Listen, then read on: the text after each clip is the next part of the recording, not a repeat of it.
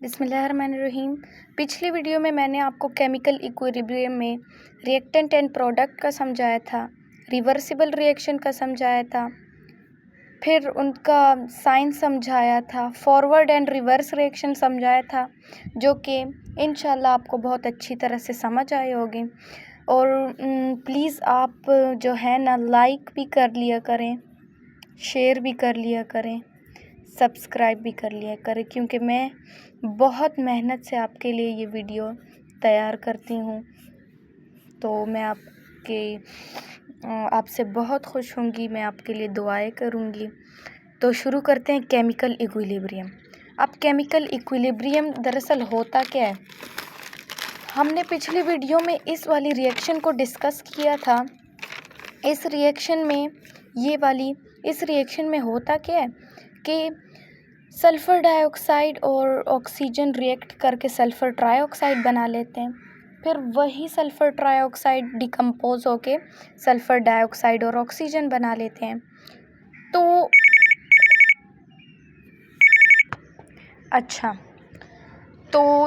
हम लोग इस रिएक्शन पे बात कर रहे थे। तो सपोज़ हम लोग रिवर्स रिएक्शन सबसे पहले करते हैं।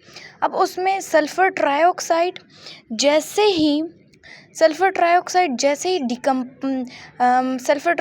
की जो क्या होती है कि कंसंट्रेशन हायर होती है, क्योंकि रिवर्स रिएक्शन शुरू होने वाला होता है।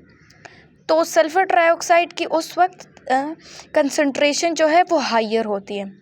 अब जैसे ही सल्फ़र ट्राइऑक्साइड स्लोली डिकम्पोज होने लगता है इन दोनों रिएक्टेंट्स में, वैसे ही ये दोनों रिएक्टेंट्स फास्ट जल्दी से दोबारा से फॉरवर्ड रिएक्शन शुरू कर लेते हैं।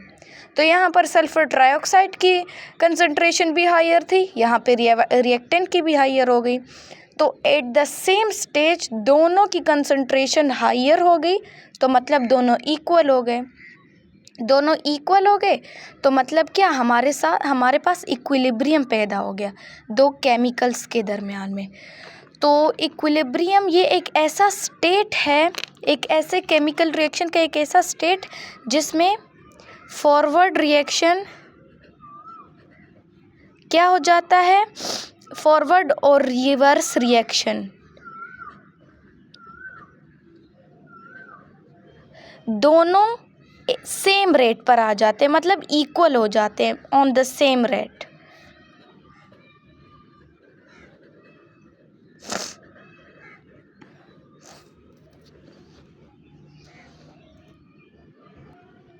तो ये इस केमिकल इक्विलिब्रियम की ख़ुसूसियत ये है कि ये एक डायनेमिक इक्विलिब्रियम है। अब डायनेमिक इक्विलिब्रियम का क्या मतलब है कि ये मूवमेंट करता रहता है, ये मूवमेंट में लगा रहता है। इसी वजह से जैसे ही ये रिएक्शन इक्विलिब्रियम पे आता है तो ये स्टॉप नहीं होता, ये दोबारा से शुरू हो जाता है। तो जैसे ही इक्विलिब्रियम पे आता है ये रिएक्शन स्टॉप नहीं होता और ये दोबारा से शुरू हो जाता है।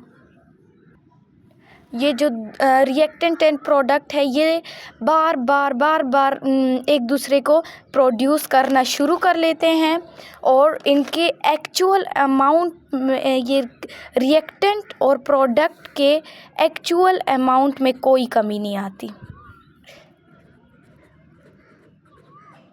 No change.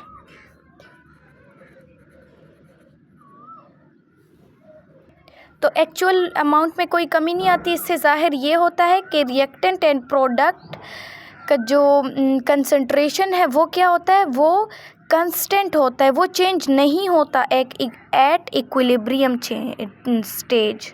तो क्या मतलब कि कांस्टेंट व्हाट कंसंट्रेशन